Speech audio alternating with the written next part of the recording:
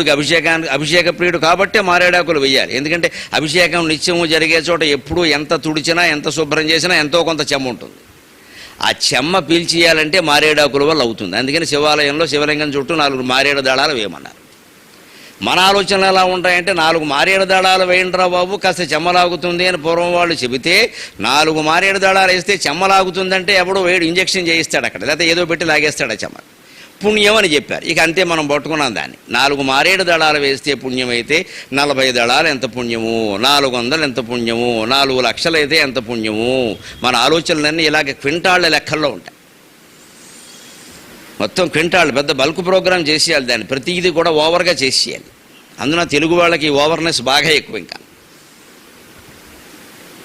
విపరీతం అసలు. షిరిడి క్షేత్రానికి షిరిడి మరాఠీ వాళ్ళకంటే మనమే ఎక్కువ పెడతాం. శబరిమలలో కూడా వాళ్ళు మలయాళం వాళ్ళకంటే మనమే ఎక్కువ. మొత్తం